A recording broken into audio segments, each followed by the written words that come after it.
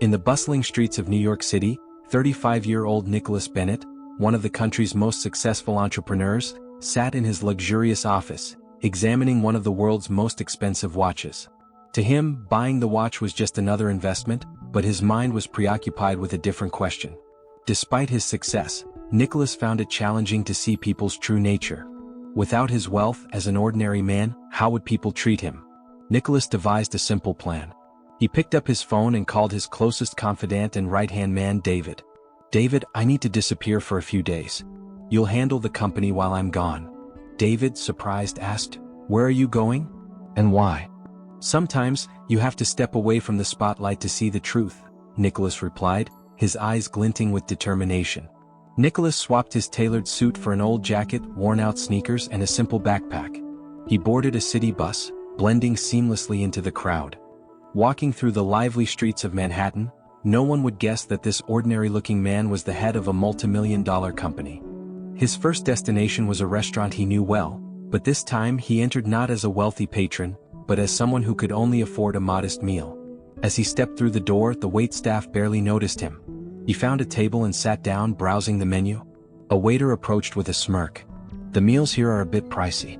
You sure you're in the right place?" he asked mockingly. Nicholas looked up calmly. "Yes, I'd like a bowl of lentil soup, please." While waiting for his meal, Nicholas noticed an elderly couple at another table receiving poor service.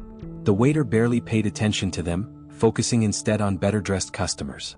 Nicholas observed quietly, etching the scene into his mind. After finishing his soup, he paid the bill and left, more curious than ever about the world around him. Nicholas's next stop was a small bookstore run by a young entrepreneur named Adam, who had recently opened the shop but struggled to attract customers. Nicholas wandered in and began browsing the shelves.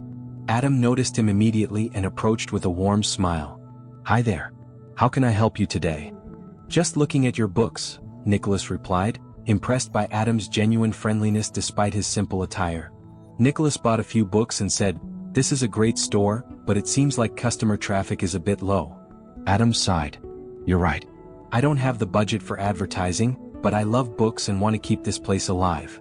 Nicholas could sense Adam's passion and sincerity. "Maybe I know someone who could help you in the future," he said cryptically.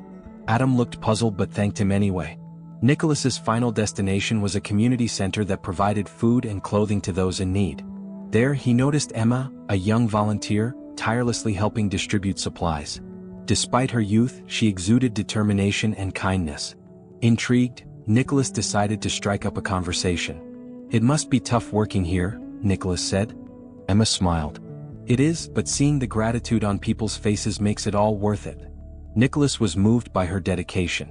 "Why do you do it even with all the challenges?" Emma's smile deepened. "Because touching one life can spark a change in the world." A week later, Nicholas dropped his disguise and brought together the people he had encountered. First, he returned to Adam's bookstore.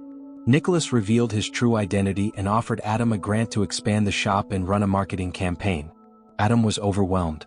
"I never imagined someone would help me like this. My dream is finally coming true," he said. Next, Nicholas visited the community center and met with Emma. She was stunned to learn who he was, but Nicholas reassured her of his intentions. "This center has the potential to impact so many more lives," he said, offering a large donation and support to grow the volunteer network. Emma said, "This will take what we're doing to a whole new level." Finally, Nicholas returned to the restaurant. But this time he didn't just speak to the waitstaff. He sat down with the owner. "If you want your restaurant to thrive, you need to rethink how you treat your customers and train your staff," Nicholas advised. The owner, understanding the critique, agreed to implement a staff training program. Additionally, Nicholas donated a fund to ensure free meals for the elderly and those in need. Nicholas reflected on his journey and realized that his actions had sparked a ripple effect. Helping a few people wasn't just an act of kindness, it empowered them to create positive change in their own communities. In the end, Nicholas understood a profound truth. Real wealth isn't measured by money but by the value you add to others' lives. With this newfound clarity, he dedicated his life not just to business success but to making a lasting impact on the world. Every step he took was a seed planted for a greater good.